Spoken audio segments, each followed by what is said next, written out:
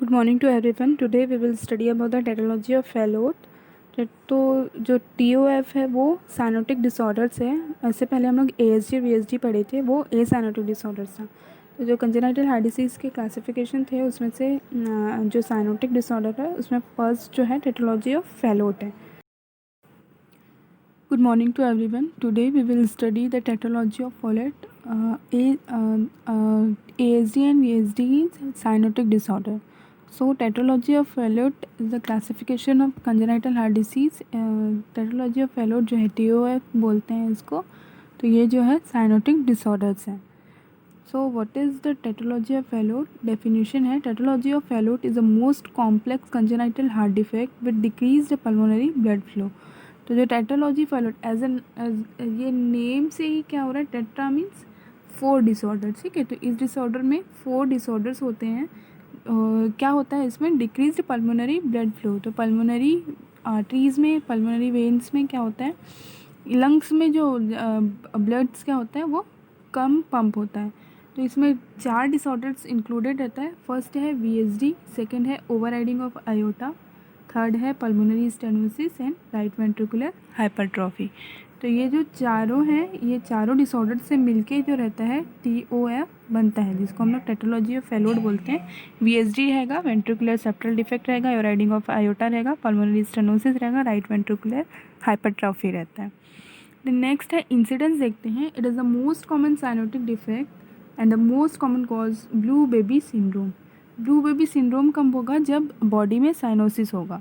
ठीक है, oxygen proper amount में नहीं मिल पाएगा बॉडी को, उससे क्या होगा, ब्लूइश डिस्कलरेशन होता है, जिसको हम लोग ब्लू बेबी सिंड्रोम बोलते हैं. It accounts for 6 to 10% of all CSD. जो जितने भी कंजेनाइटल हार्ट डिसीज़ हैं उसमें से 6 से 10% जो होते हैं TOF होते हैं. देन नेक्स्ट है कॉजेस. तो उसका कॉजेस क्या है, not clear at this time. तो मेन कॉजेस का पता नहीं रहता, लेकिन children born to mother with PKU, phenylketonuria वाली अगर कोई मदर प्रेग्नेंट है, उनसे अगर कोई बेबी डिलीवर्ड हो रहा है तो उनको TOF होने का चांसेस रहता है. देन जेनेटिक मीन्स अगर इनके फैमिली में हिस्ट्री में किस जीन्स में अगर कुछ म्यूटेशन हो रहा है, या कोई है जिन पहले भी TOF वाले अगर कोई चाइल्ड का डिलीवरी हुआ है, तो इस केस में आने वाले बच्चे में भी वो TOF हो सकता है. इन क्लिनिकल फीचर्स क्या होंगे, मोस्ट सिग्निफिकेंट फीचर्स जो है वो है साइनोसिस. ठीक है, जो ब्लू बेबी सिंड्रोम होता है, जो TOF होता है, उसमें बेबी में साइनोसिस प्रेजेंट रहता है. Clubbing of fingers and toes occurs at 1 to 2 years of age. तो बेबी जब 1 to 2 years का होगा तो उसमें क्लबिंग ऑफ फिंगर्स जो है, नेल्स जो हैं, हाथ और पैर के नेल्स में क्लबिंग होता है. Then exercise causes dyspnoea squatting position. ठीक है, जब अगर बेबी एक्सरसाइज कर रहा है या फिर दौड़ रहा है, खेल रहा है, तो उस टाइम पे उसको ब्रीदिंग डिफ़िकल्टी होगा. स्क्वेटिंग पोजीशन और ब्रीदिंग डिफ़िकल्टी को रिलीज़ करने के लिए, रिलीव करने के लिए बेबी क्या स्क्वेटिंग पोजीशन ले लेता है. तो ठीक है, पोजीशन का फोटो हम लोग देखेंगे. Then tet spells means cyanosis होता है, ब्लूइश डिस्कलरेशन हो जाता है. Then delayed growth and development, जो बेबी का है प्रॉपर ग्रोथ एंड डेवलपमेंट नहीं हो पाता है. Then this is called as squatting position. ठीक है, जब बेबी जब एक्सरसाइज कर रहा है, दौड़ के खेल रहा है, या कुछ भी ऐसा रनिंग कर रहा है, तो उस टाइम पे बेबी को क्या होगा, ब्रीदिंग डिफ़िकल्टी होगा. ठीक है, डिस्निया होगा, उस वजह से बेबी इस टाइप का पोजीशन ले लेता है. Then it is uniquely characteristic of right to left shunt that present in the exercising child. Squatting increases the peripheral vascular resistance which diminishes the right to left shunt and increase pulmonary blood flow. जो TF में क्या होता है, right to left shunt होता है, right side का hypertrophy होता है.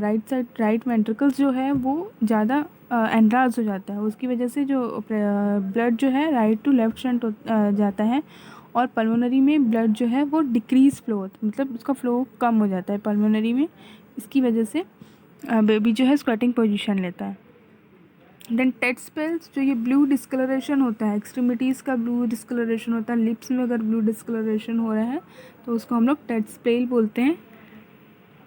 Then cause of spell, tet spell जो हो रहा है, साइनोसिस हो रहा है, वो क्यों हो रहा है, ड्यू टू स्पैजम और coarctation of band of muscles in the contraction of band of muscles in the right ventricles just under the pulmonary wall.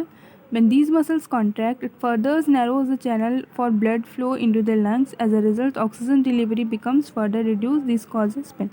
So क्या होता है, कॉन्ट्रैक्शन होता है तो पल्मोनरी वॉल है, वहाँ पे स्टेनोसिस होता है। पल्मोनरी स्टेनोसिस होने की वजह से जो पल्मोनरी लंग्स में कम ब्लड जाएगा, ऑक्सीजनेशन नहीं हो पाएगा प्रॉपर ब्लड का, जिसकी वजह से साइनोसिस अटैक होता है, जिसको हम लोग कॉसेस ऑफ स्पेल बोल सकते हैं।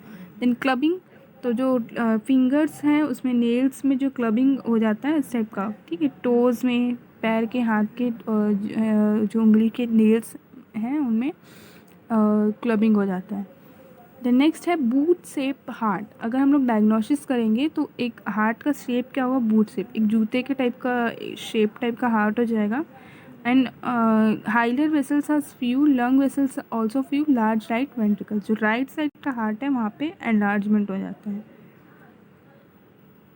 देन थेराप्यूटिक मैनेजमेंट क्या होता है, नी चेस्ट पोजीशन देंगे हम लोग जब भी ऐसा बेबी को डिस्निया हो रहा है या उनको ब्लूइश डिस्कलरेशन हो रहा है, साइनोसिस हो रहा है, तो उस केस में हम लोग नी चेस्ट पोजीशन देते हैं। Then propranolol 1 mg per kg up to 4 times in a day reduces pulmonary and valve spasm. तो TOF में क्या हो रहा था, पल्मोनरी कॉन्ट्रैक्शन हो रहा था, पल्मोनरी स्पैज़म हो रहा था, उसमें कॉन्ट्रैक्शन हो रहा था, उस चीज़ को हम लोग कम करने के लिए उनको प्रोपेनोनॉल जो रहता है 1 mg पर kg चार बार दिन में दे सकते हैं। Then intravenous prostaglandin even therapy increases pulmonary blood flow and improving arterial blood oxygenation. तो प्रोस्टाग्लैंडिन इवन का थेरेपी हम लोग TOF में देते हैं, जिससे इम्प्रूव होता है ऑक्सीजनेशन ऑफ ब्लड। ठीक है। ट्रीटमेंट ऑफ स्पेल, अगर स्पेल हो रहा है, ब्लूइश डिस्कलरेशन हो रहा है, इस केस में हम लोग नीचेस्ट पोजीशन देते हैं। तो neatest position, this type of position is called as neatest position. The neatest position to increase the aortic resistance. The increased aortic and left ventricular pressure reduces the rush of blood through the septal hole from the right ventricles and improve blood circulation to the lungs. Lungs में जो है इसका circulation बढ़ जाता है, blood properly फिर जाने लगेगा अगर इस पोजीशन को देते हैं। देन ऑक्सीजनेशन प्रोवाइड कराना है। एंड सर्जिकल मैनेजमेंट में करते हैं हम लोग surgery, Blalock Taussig operation, Potts shunt and water shunt. तो जो फर्स्ट सर्जरी है ब्लॉक टॉसिंग ऑपरेशन होता है, इसमें connection between the right subclavian artery and the right pulmonary artery.